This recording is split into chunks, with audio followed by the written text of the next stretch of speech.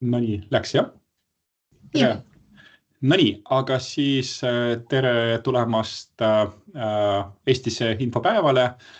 Minu nimi on Igor Krupenski ja täna ma hakkan tutvustama teile sellist teemat, et uus soojusenergeetika kutsestandard. Ja miks ma räägin sellest, et mina olen üks nendest, kes osales standardi väljatöötamisel, ma olin standardi töörühma liige, siis eelmise aasta lõpuni ma olen ka kutsekomisjoni esimees, nüüd ma kutsekomisjonis kaasa ei löö ja lisaks olen ka Eestise juhatuse liige. Ja täna proovin anda ülevaadet, et kuidas see uus standard näeb välja, mis nõuded seal on, eelkõige mis muudatust on olemas võrreldes eelmise standardiga ja annan ka lisainfot. No nii, hakkame sellest pihta, et meie standard on saanud eelmisel aastal juubeli, et nagu te siit ilusti näete, siis 15. detsember 2004 ilmus esimene soojusenergeetika inseneri kutsestandard ja tänaseks päevaks on meil juba 9 erinevat versiooni, ehk iga 5 aasta tagant me selle standardi uuendame ja siis eeldatavasti siis 2030 on tulemas juba järgmine standard, jah, aga need, kes omavad kutset juba siit aastast 2004, siis on neil ka juba juubelikutse, mis kehtib juba peaaegu 20 aastat. Ja võib-olla selle standardi muutmise taustast räägin nii palju, et eelmine standard, mis kaotas kehtivust alles hiljuti, et see nüüd jõustus 2019 ja võiks öelda nii, et just standardil versioonil 2019 olid väga suured muudatused. Et enne 2019 olid ka standardid olemas, aga seal peamine erinevus seisnes selles, et seal olid ka spetsialiseerimised, aga nad paraku ei olnud kooskõlas ja ei olnud sünkroniseeritud majandustegevusregistri andmetega, ehk näiteks kaugküttetorustike ehitamine või gaasitrasside omaniku järelevalve, sellist asja ei olnud, aga 2019 sisuliselt peaaegu nullist me oleme töörühmas loonud sellise uue standardi ja see uus standard, mis nüüd 2025 hakkas kehtima, ma ütleks, et see on pigem eelmise standardi selline väike korrektuur või täiendus, et kardinaalselt ei ole midagi suurt muutnud. Natuke räägin ka statistikast, et meil on Eestis 2 kutsevooru aastas. Esimene tähtaeg juba läheneb, et kui te vaatate kalendrit, siis peaaegu täpselt 6 aja pärast on esimene tähtaeg selle aastal ja ma arvan, et kui te pole veel mõelnud selle peale, et saaks esitada taotlus, siis nüüd kindlasti mõelge selle peale, et 6 aega on olemas, et see taotlus kokku panna. Ja nüüd, kui see võimalus läheb mööda, siis järgmine võimalus on 15. november. Ja keskmiselt Eestis väljastab 70 kutsetunnistust ehk uute kutsetunnistuste andmine kui ka taastõendamine ja kõige populaarsem meil on olnud spetsialiseerimine kaugkütte ja kaugjahutussüsteemid ehk torustikud, kaugküttetorustikud, kaugjahutustorustikud ja kõige ebapopulaarsem on olnud teadus- ja õppetöö, kus 5 aasta jooksul anti välja vaid üksikud tunnistused. Ja selle uue standardi väljatöötamise poole pealt, et infoks nii palju, et täpselt kuskil aasta tagasi, see oli 2024 veebruar, me saatsime päringu meie liikmetele, et tahtsime, et ettepanekud annaks kõik oma soovid, muudatusettepanekud, täiendusettepanekud ja kõik ettepanekud, mis on Eestisele laekunud, kõik läksid töörühma lauale, kus kõik need käisime läbi. Ja lisaks detsembris 2024 ma olen tutvustanud uue standardi sellise esimese draft-versiooni ja laekus ka ettepanekud nii kohe infopäeva raames kui ka peale infopäeva ja need jõudsid ka töörühma lauale, kus neid ka koos kutsekojaga arutasime läbi. Ja taustaks veel nii palju, et kuigi see standard kehtib nüüd 2025 kuni 2030, et enam-vähem on sünkroniseeritud ka aeg, kus Eestis on kutseandja, et eelmine aasta on toimunud konkurss, kus Eestis on esitanud taotlust ja on saanud kutsekoja poolt volitatud ametiks, kes nüüd lähema 4,5 aasta jooksul hakkab väljastama kutsetunnistused. Ja standardi koostamise poole pealt, et 8 liiged on osalenud, peale meid on olnud ka kutsekoja esindajad, kes proovisid jälgida ka kutsekoja üldiseid nõudeid ja pluss seda, et standard oleks kooskõlas ka sarnaste valdkondadega, näiteks elektroenergeetika kutsestandardiga, ehitusinseneride kutsestandardiga ja nii edasi. Ja nüüd ma olen teinud siin väiksed nii-öelda tähistused liikmete poole pealt, et 5 esimest inimest osalesid ka eelmise standardi töörühmas, ehk see standard, mis oli kehtinud, mis sai alguse aastal 2019. Vladislav Mašatin, Andres Siirde, mina, Imre Soorand ja Riho Pilv ka osales eelmise standardi väljatöötamisel. Lisaks on ka Priit Heidla, ma teda ei ole alla kriipsutanud, aga selle tõttu, et 5 esimest on soojusenergeetika või soojustehnika inseneride seltsi liikmed. Ja lisaks osalesid ka veel 3 liiget, kes ei olnud Eestisse liikmed, aga kes ka aktiivselt tegelevad soojusenergeetika valdkonnas. Nendeks on Triinu Tamm gaasivõrkudest, Vambula Randma Eleringist ja Riho Pilv Külmaliidust.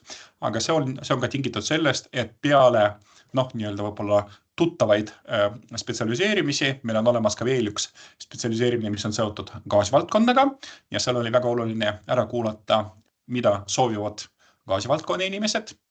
Ja lisaks ka Külmaliidu esindajad, Riho Pilv ja Imre Soorand, kes rääkisid kaasa ka külmutusseadmete spetsialiseerimise poole pealt. Kokku oli siis 8 esindajad. Ja kõige olulisemad muudatused, et seisnevad selles, et meil on jätkuvalt 2 dokumenti, et meil on olemas kutsestandard, mis on ka vanasti olnud ja lisaks on olemas ka kutseandmise kord, mida siis töötab välja kutseandja ehk meie puhul Eesti soojustehnika inseneride selts ja kogu aeg on olnud neid 2 dokumenti, aga ütleks niimoodi, et vanasti mõned olulised andmed kutsetunnistuste kohta osaliselt olid kutsestandardis ja osaliselt olid ka kutseandmise korras. Ja nüüd tänu sellele, et nagu ikka teate, et kutsetunnistuste valdkonnas juhtuvad kohtuasjad ja kuna ehitajate või ehitusinseneride valdkonnas on olnud üks kohtucase, mis viis selleni, et kohus on otsustanud, et kõik olulised nõuded peavad olema kutsestandardis. Ehk sellised nõudeid nagu hariduse nõue, referentsobjektide nõude, täiendkoolituse nõue, neid ei tohi kajastada kutseandmise korras. Kõik need peaksid olema kutsestandardis, siis peale seda kohtu case'i kutsekoda uute standardi väljatöötamisel hakkaski nõudma töörühma käest, et kõik nõuded, jällegi haridus, referentsobjektid, täiendkoolitused, erijuhtumid, pädevuspiirid, täiendkoolituse arvestamine ja nii edasi, kõik oleksid üle läinud standardis. Ja nii ka meil juhtus. Ehk tegelikult, kui te hakkate lugema nõudeid, kõik nõuded on kutsestandardis. Ja kutseandmise kord on jäänud selliseks, kuidas ma ütlen, nagu lahjaks nagu dokumendiks ja kutseandmise korras on sisuliselt kajastatud ainult menetluse korraldus. Ehk kuidas võetakse dokumente vastu, kui pikk on menetlusaeg, kui juhuslikult on vajalik viia erialane test, kuidas see viiakse läbi ja nii edasi. Ehk sisuliselt kutseandmise kord on muutunud selliseks, väikseks nagu dokumendiks. Samas, see tähendab seda, et kui vanasti oli vaja viia mõned muudatused nagu sisse, siis neid sai kutseandmise korda viia sisse natuke palju lihtsamal moel. Jällegi, seda pidi kinnitama kutsenõukogu, aga nüüd, kui on selle 5 aasta jooksul, kui standard kehtib, on soov muuta näiteks referentsobjektide, loetelu või määrasid või mis iganes. Nüüd on tegelikult vaja muuta terve standard, mis on väga keeruline protsess ja nõuab veel väga palju aega. Seega ma pärast nagu ütle, et nüüd see 5 aastat me hakkame töötama ainult nende nõuete järgi, mis on standardis. Loomulikult standardi on võimalik muuta, aga see on natuke selline keeruline bürokraatlik protsess. Ja veel üks oluline muudatus, see sõnum meil on tulnud ka kutsekoja poolt, et me peaks rakendama rohkem erijuhtumeid ja nii me oleme ka teinud nii 6. taseme jaoks kui ka 7. taseme jaoks. Nüüd need võimalusi, mille puhul insenerid saavad taotleda kutseid, on palju rohkem. Ja lisaks kui te olete siin hariduse maastikul neid erinevaid võimalusi vaadanud, siis peale selliseid klassikalisi kõrghariduse võimalusi, näiteks bakalaureuse kraad või magistrikraad, on väga populaarseks muutunud nende nimetatud mikrokraadid ja nüüd me oleme ka meie standardis ka juurutanud mikrokraadide võimalust. Ja nendest erijuhtumitest ma räägin ka natukene hiljem. Et jällegi, kui te soovite hakata neid materjali sirvima ja näiteks 6 aja pärast te peate esitama taotlust, siis nagu ikka, Eestise kodulehel on kõik materjalid olemas. Et kui te lähete estis.ee, klikite ülevalt poolt kutset, siis te näete, et meil on üleval on olemas viited standarditele, et üleval pool on siin näidatud soojusenergeetika insener tase 6, tase 7 ja tase 8. Klikkide sinna peale, et te satute standardi lehele ja nagu ma olen maininud, peaaegu kõik nõuded on kajastatud just standardi dokumentide sees. Lisaks on olemas kutse andmise kord ja pluss natukene uuenes ka sooviavalduse vorm. Ehk ma olen saanud ka siin päris palju küsimusi, et kui näiteks insener on 5 aastat tagasi taotlenud kutset, on seda saanud, nüüd ta peab esitama uut avaldust ja kas ta tohib võtta vana avalduse vormi aluseks. Nüüd minu vastus on väga ei tohi, selles mõttes ta võib loomulikult võtta need andmed, mis tal on olnud, aga vorm on natukene muutunud. Seega, kui te esitate selle aastal uut taotlust, te peate võtma aluseks uue sooviavalduse vormi. Ja lisaks, nagu meil Eestis on kombeks, me oleme teinud ka korduva kippuva küsimused kutsete taotlemise kohta. Ehk kui näiteks te olete esmataotleja või teie tuttav või sõber või kolleeg hakkab kutset taotlema, siis te saate teda suunata meie kodulehele ja seal on olemas kutse sellised nagu tavalised küsimused, mis tihtipeale inimestel tekivad. Ja me hakkame lisama sinna küsimusi veel, ehk kui näiteks tänase infopäeva raames laekuvad mõned sellised küsimused, mis tavapäraselt võivad nagu tekkida, siis me lisame need ka nagu sinna. Et seega enne seda, kui hakata taotlust esitama ja enne seda, kui hakata saatma kirju, milles ma alustan, mida ma teen, lugege dokumendid läbi ja pluss vaadake need materjalid, mis meil kodulehel paiknevad. No nii, tasemete poole pealt siin mitte midagi ei ole muutunud, et meil on teiega jätkuvalt 3 taset, et Eestis väljastab kutsetunnistused 3 tasemele, et soojusenergeetika insener tase 6, diplomeeritud soojusenergeetika insener tase 7 ja volitatud soojusenergeetika insener tase 8. Siin ei ole mitte midagi muutunud, kõik jäi samaks. Ja esimene muudatus, mis on tekkinud, see toimus meil spetsialiseerimistel. Nüüd vasakul pool ma olen näidanud neid spetsialiseerimisi, mis olid vana standardi puhul ja nüüd paremal pool on juba uued spetsialiseerimised. Ja punasega ja kollasega ma olen tähistanud ka muudatused. Ehk need, mis on jäänud nagu samaks, mis ei ole muutunud, et ei ole muutunud soojusmajanduse valdkond, ei ole muutunud kaugkütte ja kaugjahutuse valdkond ja ei ole muutunud ka külmaseadmete valdkond. Aga mis on muutunud? Et gaasivaldkonnas on toimunud järgmine muudatus, et kui vanasti spetsialiseerimise nimetus oli gaasiseadmed ja gaasipaigaldised, siis nüüd on selline võib-olla modernne sõna, kaasaegsam, mida mõtlesid Gaasiliidu inimesed välja, milleks on siis gaasienergeetika. Ja gaasienergeetika on nüüd selles mõttes nagu väga lai küsimus.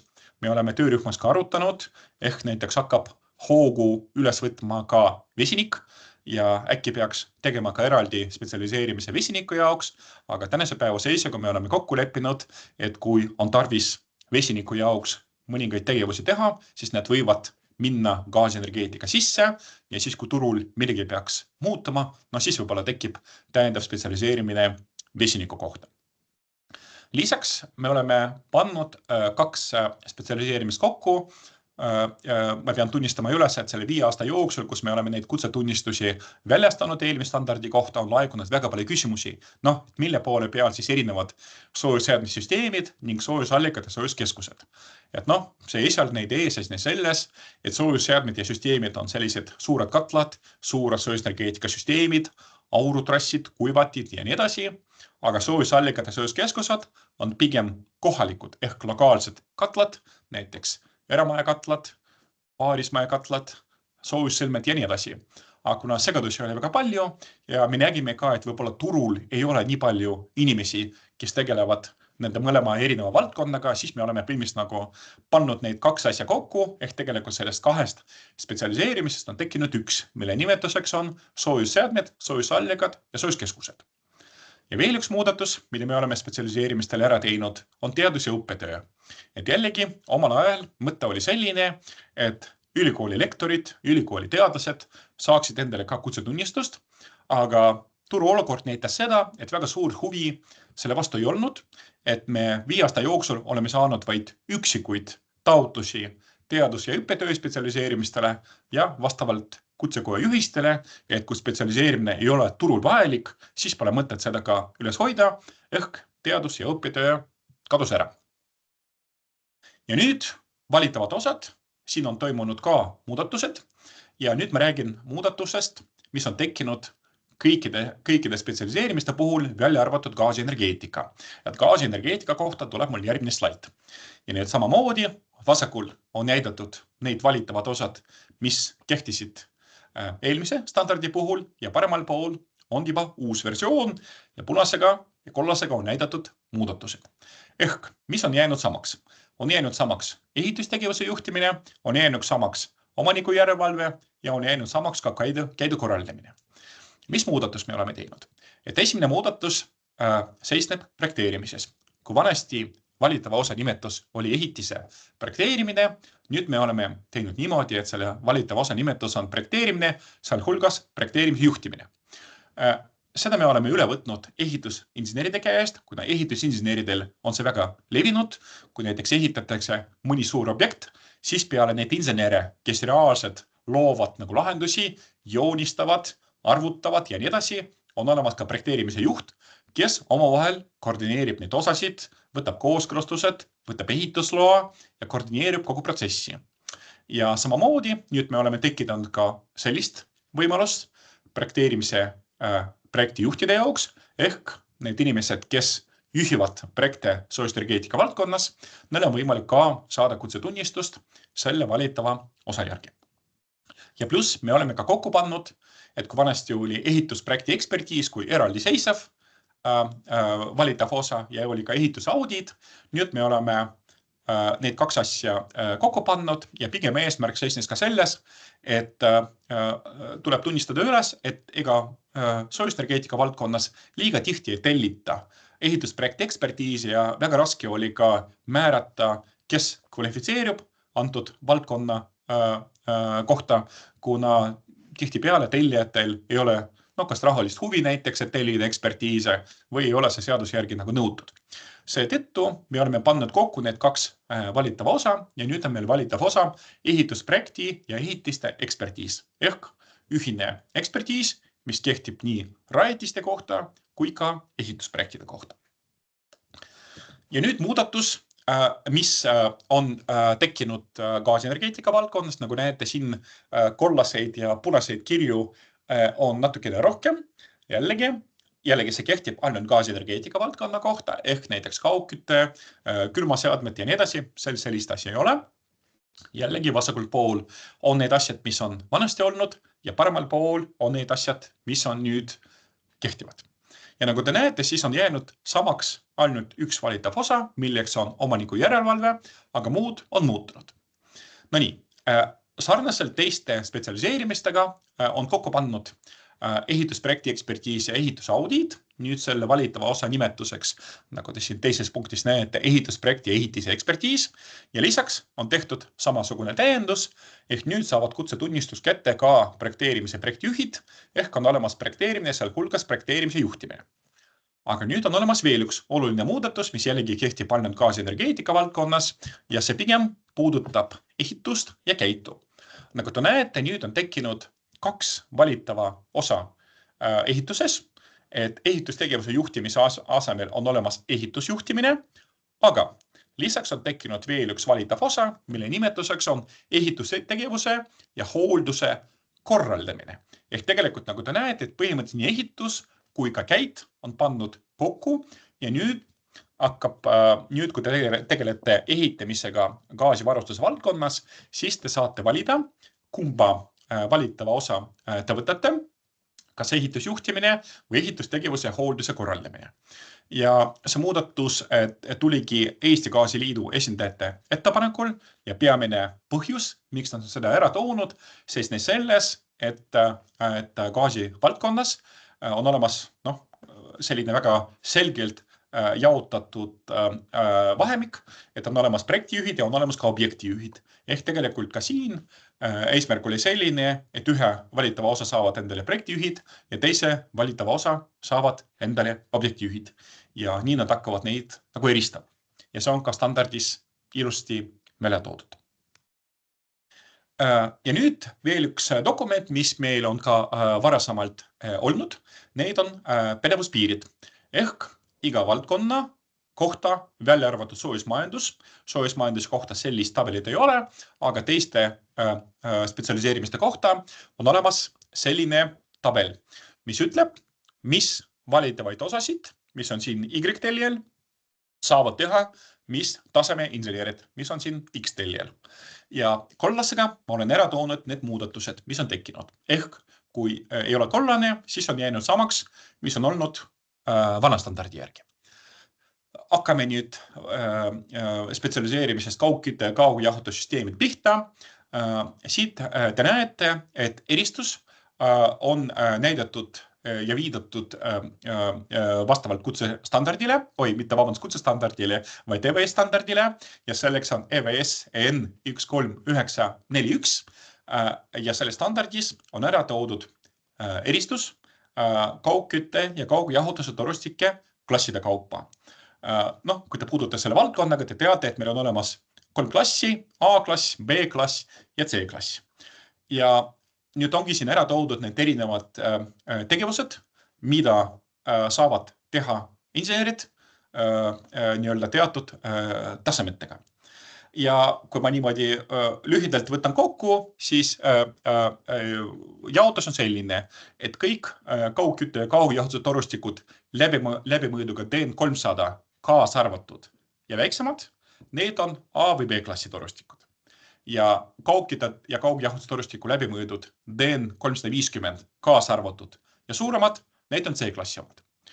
Ja nüüd te näete, et me oleme punkt 1, me oleme tekitanud võimalust soojusenergeetika insener tase 6 ehk noorematele inseneridele, kes alles teevad oma esimesed samme projekteerimises. Nemad võivad juba tegeleda A- ja B-klassi torustike projekteerimisega ehk DN300 kaasa arvatud ja väiksemad. Nemad saavad ka ilusti kutsetunnistus kätte, sest vanasti nad seda ei saanud. Nad said vaid tehnilise dokumentatsiooni korraldamine, koostamine, aga nüüd nad saavad ka päris kutsetunnistust ja siis aga infoks, et nad saavad iseseisvalt koostada projekti, aga projekti nii-öelda üleandmisel või lõpetamisel peaks olema kõrgema ehk 7. või 8. taseme inseneri allkiri. Aga saavad juba iseseisvalt hakata väiksemate läbimõõtude kohta tegema projekte. Ja lisaks me oleme ka ehitustegevuse juhtimise puhul sünkroniseerinud tegevusi käidu korraldamisega ja ka natukene osaliselt ka omaniku järelevalvega ehk A- ja B-klassi torusid saavad ehitada 6. ja 7. taseme insenerid, aga kui on tarvis ehitada C-klassi ehk DN350+, neid juba saavad ehitada 8. taseme insenerid. Ja pluss me oleme alla poole iga referents, iga pädevuspiiride tabeli juurde oleme toonud sellist lauset, et tihtipeale tekib küsimus, aga näiteks kui mul ei ole, ma ei tea, 6. tasemet või 7. tasemet, kuidas ma saan endale referentsi kätte, mis on nõutud.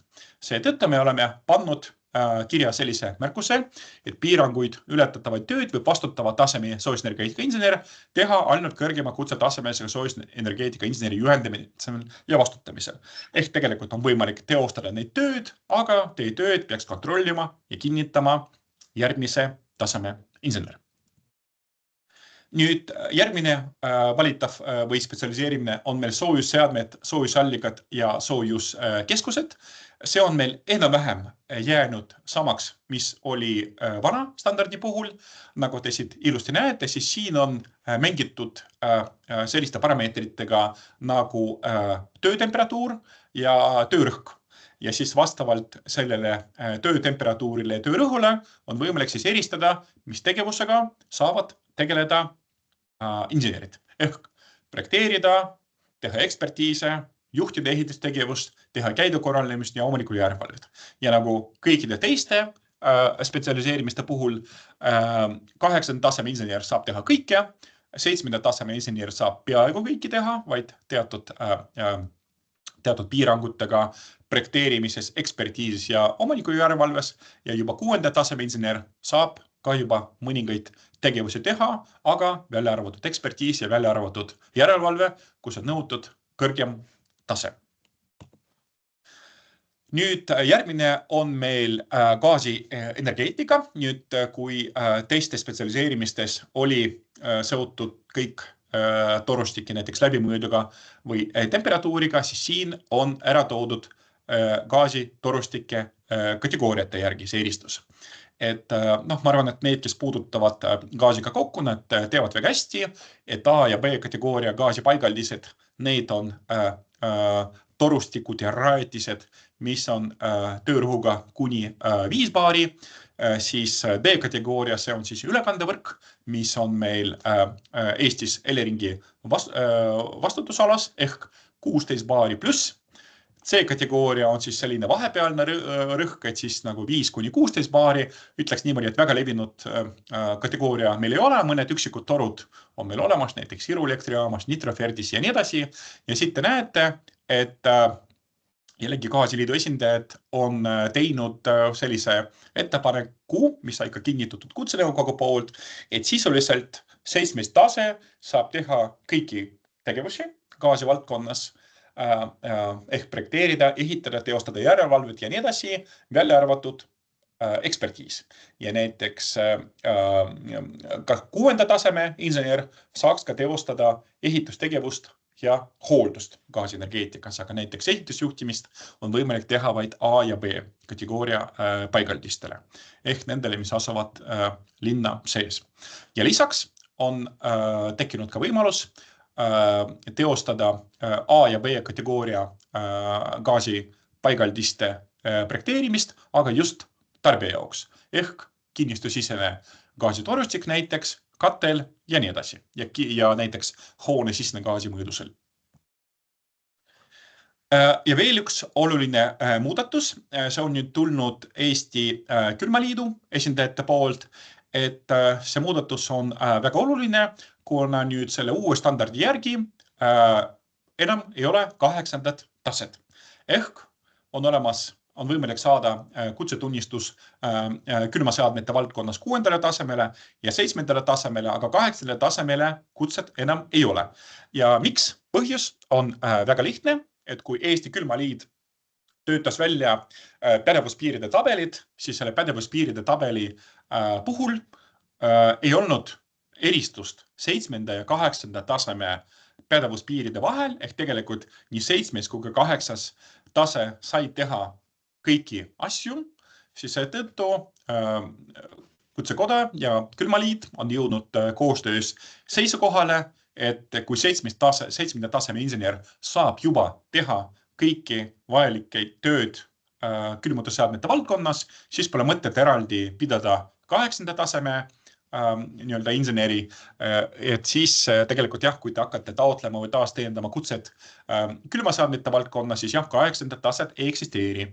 Seega võib olla juhul, kui näiteks siin kuulajateskonnas on olemas külmutusseadmete insenerid 8. tasemega, siis arvestage, et kui see kutsetunnistus saab te läbi, siis te saate taotleda või taas teendada ainult 7. taset, kuna 8. taset külmaseadmete valdkonnas ei eksisteeri. Ja siis ei olnud, selles tabelis ei olnud soojusmajandust, kuna soojusmajandusel puuduvad ka valitavad osad, ja need pädevuspiire määravad siis turutegijad ise. Ehk näiteks, kui koostatakse mõne linna või aleviku soojusmajanduse arengukava, siis minu andmetel tihtipeale pannakse kirja, et seda arengukava peaks kinnitama 8. taseme soojusenergeetika insener ja siis võib-olla kui mõni lihtsam arengukava, seal piisab näiteks 7. taseme insenerist. Nüüd tuleme järgmise olulise teema juurde ja see on siis hariduslik ettevalmistus. Ja nagu ma olen varasemalt juba maininud, erijuhtumeid on tekkinud juurde rohkem. Et kui vana standardi puhul oli vaid üks erijuhtum, nüüd te näete, et nüüd on 6. taseme puhul on need erijuhtumid juba lausa 3. Ja kollasega ma olen näidanud need peamised muudatused ja peamised täiendused, mis on jällegi tekkinud ja mille poolt nad erinevad võrreldes vana standardiga. Et see on üks.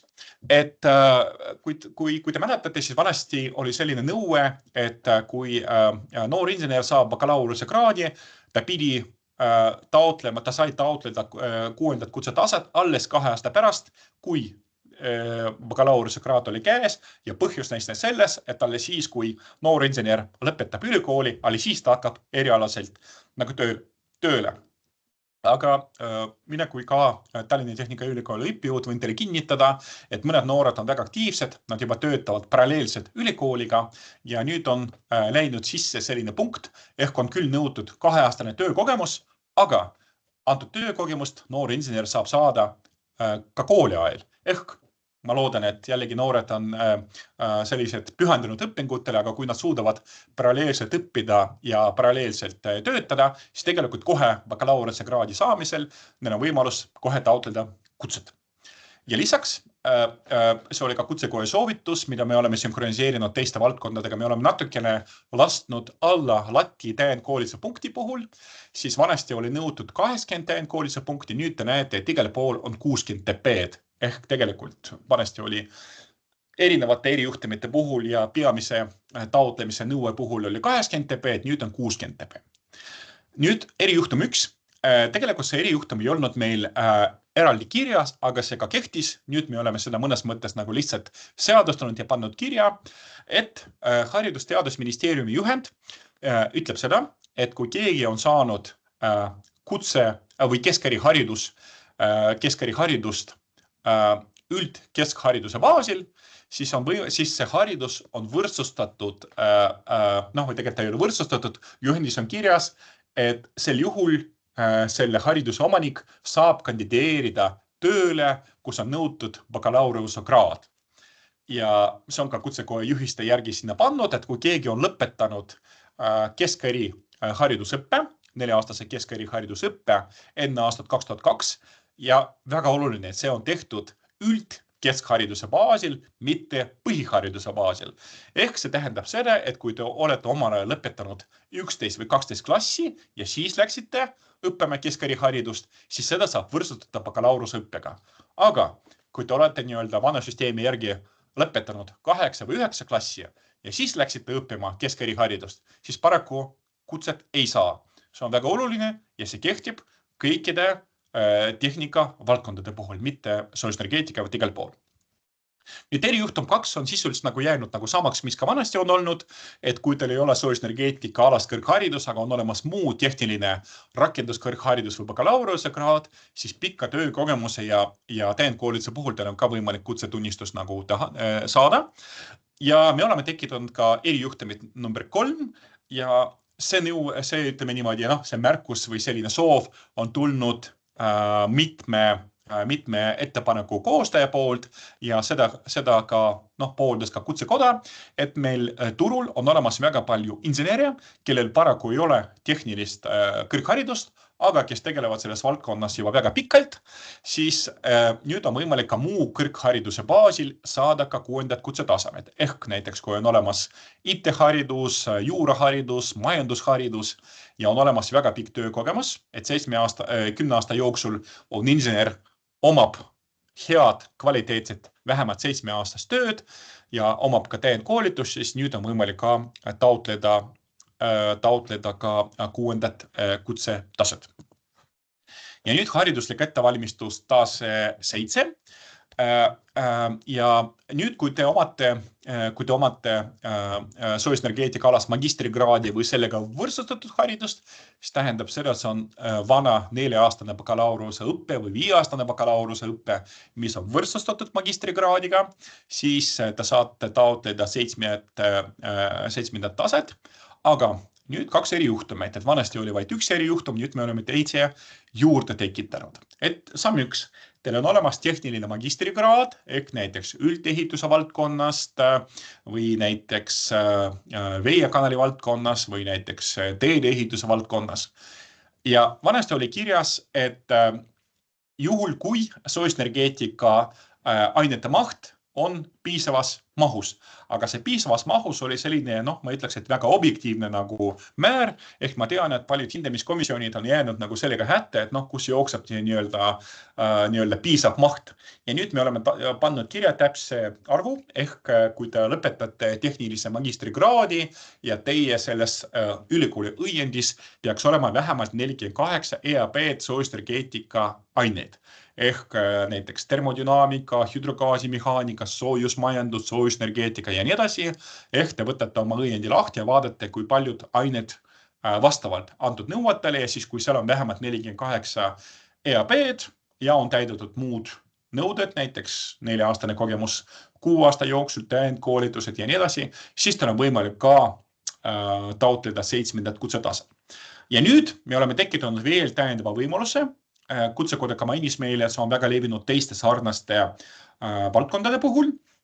Kui taotlejal on olemas tehniline rakenduskõrgharidus või bakalaureuse kraad, ehk tegelikult haridus bakalaureuse tasemel, aga sellest ei piisa ja nüüd tulebki mängu see, millest ma rääkisin, see mikrokraad, ehk peale seda nii-öelda bakalaureuse kraadi nagu saamist, te saate veel läbida ka mikrokraadi õpped, aga kohe ütlen, see on akadeemiline õppe, ehk tegelikult see peaks toimuma ainult ülikoolis. Ehk kui me räägime näiteks Eestis, siis Tallinna Tehnikaülikool, Maaülikool või siis mõni välismaa ülikool, kus te saate vähemalt 60 EAP soojusenergeetika alaseid aineid. Ehk tegelikult te ei pea õppima tervet nagu magistriõpped, aga te võtate need ained, mis teile meeldivad, mida te soovite õppida ja siis on võimalik saada ka 7. kutsetaset. Ja jällegi, kui selline nõue on või selline võimalus on tekkinud, siis kutsekorraga kohe ütles meile, et kui te loote sellist nagu võimalust kutsestandardis, siis te peate tekitama ka võimalust, et näiteks oleks kas või 1 mikrokraad ja nüüd infoks, et meil Tallinna Tehnikaülikoolis on juba jaanuarist käivitatud 1. mikrokraad, septembrist läheb käima 2. mikrokraad, mõlemad mikrokraadid annavad 30 EAP-d, siin on paremal pool näidatud ka maksumused ja õppeained ja infoks ka ütlen, et meil on juba esimene tudeng ka olemas, kes juba käib alates veebruari 6. Ta on tegutsev insener, kes tegeleb gaasienergeetika valdkonnas ja selles mõttes ta saab neid aineid valida ja kombineerida vastavalt enda soovidele. Seega, kui teil või teie kolleegil on olemas tehniline bakalaureuse kraad, siis on tegelikult nüüd võimalik ka mikrokraadi abil saada 7. taset. Ja infoks ka ütlen, et juhul, kui te läbite seda mikrokraadi ja õppe meeldib teile, siis tegelikult teil on võimalik ka mõned ained juurde sooritada, teha ka lõputöö ja siis saada ka magistrikraadi endale. Ehk tegelikult see võib olla mikrokraad, võiks olla selline esimene linnuke täieõppes. Ja nüüd 8. taseme puhul ei ole midagi väga suurt muutunud. Jällegi latt läks natukene allapoole töökogemuse poole pealt, et vanasti oli 5 aastat 7 aasta jooksul, nüüd on 4 aastat ja on nõutud kehtiv 7. taseme kraad ja see peaks kehtima vähemalt 4 aastat, ehk näiteks saate selle aastal 2025 7. kutsetaset, siis 4 aasta pärast ehk 2029 teil on võimalik saada 8. taset. Ja nüüd on tekkinud ka veel täiendav erijuhtum number 1 on ka olemas, et juhul, kui teil on olemas soojusenergeetika alane doktorikraad, siis te ei pea 7. taset nagu ära ootama, saate kohe 8. taset taotleda, aga on tekkinud erijuhtum number 2, aga infoks kohe ütlen, et see kehtib ainult gaasienergeetika valdkonna kohta, et me oleme saanud jällegi töörühma koosolekutel, oleme saanud siis Gaasiliidu esindajate käest nagu infot, et sellise profiiliga inimesi neil on väga palju, kes töötavad 25 aastat, kes omavad selle 25 aasta jooksul, vähemalt 12 aastat on erialaselt nagu töötanud gaasienergeetika valdkonnas, siis neile on tekkinud võimalus kohe taotleda 8. taset, aga jällegi see kehtib ainult gaasienergeetika valdkonna kohta. Nüüd lisaks vanasti see oli meil kutse andmise korras, nüüd me oleme tekitanud eraldi dokumendi ja see dokument on meil standardi lisa ja seal on ära toodud miinimumnõuded erinevatele tasemetele. Ehk kui te hakkate taotlema kutsetunnistust või hakkate taas tõendama seda, siis tal on tarvis täita need miinimumnõuded. Ja võib-olla jällegi ütlen koheselt, et ka siin latt läks allapoole. Et standardis, mis kehtis meil 2019 ja kutse andmise kord, seal olid kaugkütte ja kaugjahutussüsteemide kohta pikemad, rohkem torusid oli vaja, kas projekteerida või ehitada või teha järelevalvet. Rohkem kilomeetrid on olnud ja olid ka suuremad läbimõõtud nõuded. Nüüd me oleme põhimõtteliselt nagu sünkroniseerinud seda nagu turuga, et kui tänasel päeval turu peal ehitatakse vähem kaugküttetrasse, siis tähendab seda, vähem projekteeritakse, vähemalt tehakse järelevalvet, vähemalt tehakse käitu ja see tõttu nõuded ja latt läks allapoole. Ka gaasenergeetika valdkonnas latt läks ka allapoole, aga seda on see olukord on natuke teistsugune, et kui vanasti need referentsobjektide nõuded gaasi kohta olid keskendatud puhtalt torudele, siis nüüd, nagu te näete, siis on tekkinud võimalus tõestada oma referentsobjekte ka näiteks erinevate rajatistega ja siin on ilusti ära toodud näiteks gaasijaam, biogaasijaam, biometaanijaam, kraanisõlm, hoone tarbimise terviklahendus ja nii edasi. Nüüd me oleme proovinud ära kajastada kõik võimalikud gaasiga seotud tegevused ja siis need ka kehtivad ja sobivad referentsobjektidele. Ja ka siin latt läks nagu palju kõvemini nagu allapoole ja lisaks on projekteerimine, ehitamine, ekspertiis ja järelevalve on omavahel sünkroniseeritud, et tegelikult kõik need nõuded on ja pikkused ja kategooriad kehtivad kõikide valitavate osade kohta. Ja soojusseadmed, soojusallikad ja soojuskeskused, niin ka tööstuslikud ja kaubanduslikud külmutusseadmed, siin on olukord on jäänud ka samaks võrreldes eelmise standardiga, et siin meil eraldi referentsobjektide nõudeid ei ole ja siin taotluse kokkupanemisel ja hindamis- ja kutsekomisjonide poolt tuleb lähtuda B-osa nõuetes, kus on kirjas, kas inimene ikkagi on teinud nagu piisavalt tööd ja omab piisavat kogemust, et saada teatud kutsed. Ja veel üks oluline dokument, see on meil ka standardi lisa, et me oleme teinud ka täiendusõppe arvestuse juhendid ja jällegi kollasega me oleme ära kajastanud siin need olulised muudatused. Punkt 1. Jällegi latt läks natukene allapoole, et vanasti vähemalt 75% täiendusõppest pidi kehtima taotletava spetsialiseerimise kohta, ehk näiteks kui te taotlete kutsetunnistust kaugkütte spetsialiseerimisel, siis teil pidi olema 75% koolitusi kaugkütte kohta. Nüüd on see latt läks natukene läinud allapoole, nüüd see protsent on 65%, ehk tegelikult 2/3. Ja lisaks me oleme täpsemalt ära toonud, mis tegevused sobivad täiendusõppe kohta ja oleme ka ära toonud, et iseseisev õppe ehk näiteks raamatute lugemine, videote vaatamine ja nii edasi ka ilusti kehtib täiendusõppe kohta, aga see protsent peaks olema maksimaalselt 25 nõutavast täiendusõppe mahust. Vanesti seda ei olnud ja eks oli juhtumeid, kus taotleja tuli ja ütles, et kõik 100% täiendkoolituse punkte on ta sooritanud tänu enda, ma ei tea, raamatute lugemisega. Ja siis me ei saanud ka nagu väga vastu vaielda. Aga nüüd see protsent on 25 ja see on ka kirjas. Lisaks me oleme teinud ka natuke täpsema kirjelduse, jällegi see on meil sünkroniseeritud teiste sarnaste valdkondadega, ehk kui näiteks sooritatakse mõni eksam mõne koolituse kohta ja nii edasi, selle kohta on ka olemas valem, kui palju täiendkoolituse punkti saab ja lisaks kui näiteks teadlane või insener kirjutab eriala publikatsiooni, näiteks artikle ja muid asju, siis selle eest on ka võimalik saada täiendkoolituse punkte ja pluss, kui te juhendate lõputööd, bakalaureuse lõputööd või magistriõppe lõputööd, selle eest on ka võimalik saada täiendkoolituse punkte. Vanasti seda kirjas ei olnud. Ja nüüd, jällegi ma lubasin, et ma võtan kokku 30 või 40 minuti jooksul, paraku mul see ei ole õnnestunud ja ma soovin neile, kes plaanivad kutsetunnistust juba maikuus taotleda, soovin teile edukat taotlemist. Jällegi lugege hoolikalt kõiki dokumente läbi. Miks? Sest vasakul pool ma tõin teile välja, et kutse taotlemise tasu esmataotlemisel on 300 eurot, siis taasteendamise tasu on 200 eurot ja siis, kui te olete taotluse sisse andnud ja taotlus lükatakse tagasi, raha teile ei tagastata. Seega hoolikalt mõelge, kas te vastate antud nõuetele, mõelge läbi ja kui olete kindlad, siis esitage taotlus.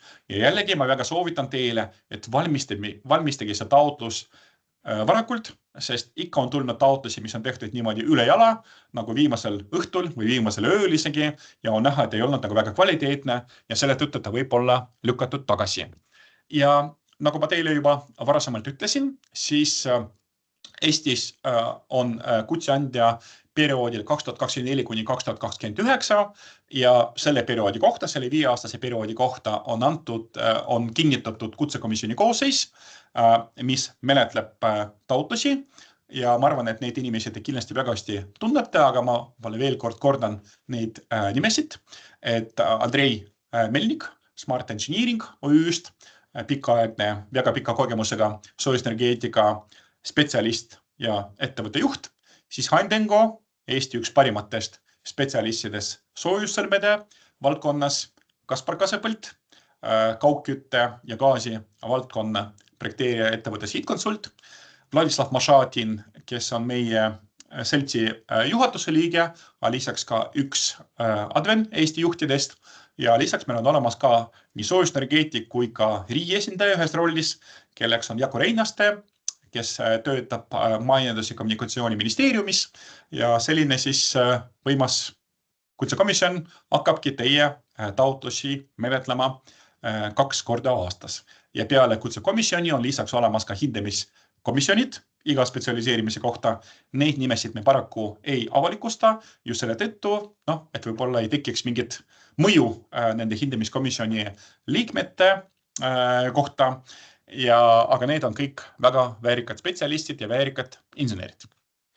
Ja minu poolt on kõik, et meil on küll teiega on jäänud 5 minutit infopäeva lõpuni, aga mina olen valmis ka vastama teie küsimustele pikemalt, kui need tekivad ja siis äkki Diandra lõpetad salvestamist praegu ja mina siis lõpetan ka ekraani jagamist.